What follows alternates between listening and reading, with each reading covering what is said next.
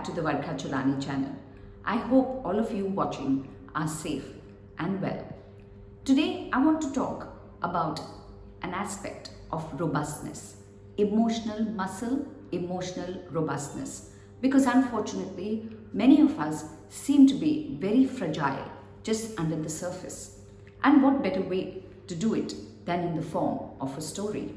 So let's hear it. There was an author who used to go regularly for a walk in the park. One day he came across a girl who he saw crying. He went up to her and asked what the matter was. The girl said she had lost her doll. Step 1 in building robustness. Allow yourself to feel sad and to cry. The first aspect of a robustly emotionally healthy person is his ability to be in touch with all his emotions. He feels or she feels no shame in sadness, and he or she feels no shame in crying. Unfortunately, our society today looks down upon crying and connotes it with inability and with weakness. That's not true at all. Another aspect of what society does, it is constantly asking us to be positive. Sadness as an emotion is a very facilitating, even though it may be a negative emotion. It was very nice for the child to cry because she had lost her doll. So whether we lose jobs, we lose spouses, we lose loved ones, we lose materialistic things, we are expected to feel sad. You cannot feel positive all the time, expecting that losses have to be completely dealt with in a very positive manner. Sadness, crying are reflections of emotionality. And the first aspect to building emotional robustness is developing healthy negative emotions. I continue with the story. When the author heard that she had lost her doll, he promised her that he would continue to look for it and they should meet the next day at the garden. Unfortunately, the doll was lost. He tried very hard to find it, but he was unable to.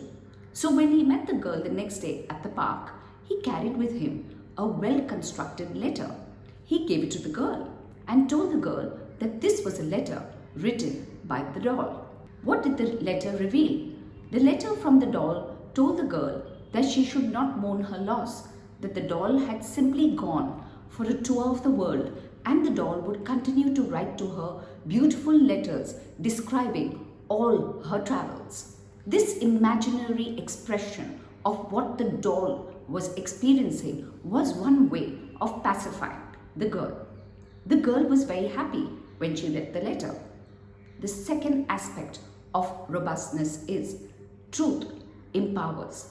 Yes, I know it's very soothing and pacifying for the girl to have received a letter from this imaginary doll talking about her imaginary travels.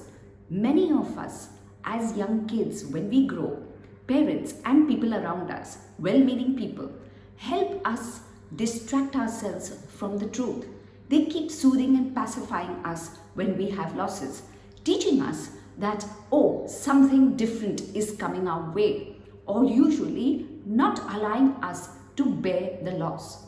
Yes, I know sometimes truth can be hard, but the sooner you and I begin to take the truth on the chin and begin to accept reality for what it is, the more emotionally robust we will be. Continuing with the story. When the meetings came to an end, the author presented the girl with another doll. Of course, it was not the same doll that the girl had lost, but the author told the girl that the doll had changed because of her travels. The girl was comforted. Point number 3 to developing robustness. Proxies are unsustainable. This different doll which was handed to the girl was a proxy for the original doll that she had lost. A loss is a loss. It is very hard to bear losses. It is sometimes extremely difficult to bear what has been very important for us. But losing is not the end of the world. It is not unbearable to lose. And the sooner we've been taught how to accept loss rather than continuously be substituted with something in return for our loss, the more we will be unable to cope when real loss happens. So if you want to develop emotional robustness, start taking loss as a very difficult aspect of life, but not as the end of life. After a few years, when the girl had grown up, she found in a hidden crevice in the doll a note. When she pulled out that note from the crevice of the doll, she read, "Everything that you love will eventually be lost, but love will come back in a different form." Point number 4 to developing emotional robustness. Loss cannot be substituted. And the sooner you and I learn that, the better equipped we will be. So the girl was soothed, comforted, pacified by this author who was extremely well-meaning and tried to heal her through these letters. But healing plays only some part, because when real life faces us, you and me have unfortunately, because of using distractions, substitutions, proxies, and never really learnt the art of facing reality and the truth, are very ill-equipped to cope. So soothing doesn't lead to equipment. Pacify doesn't unfortunately lead to robustness, because at the end of the day, who really promised us a rose garden? If you have any questions that you would like to write in, please do write in at barkha@barkhacholani.com. I would be happy to answer them.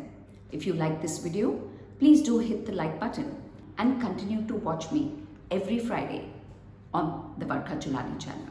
Till then, it's goodbye. Stay well, stay safe, stay healthy. Till next week.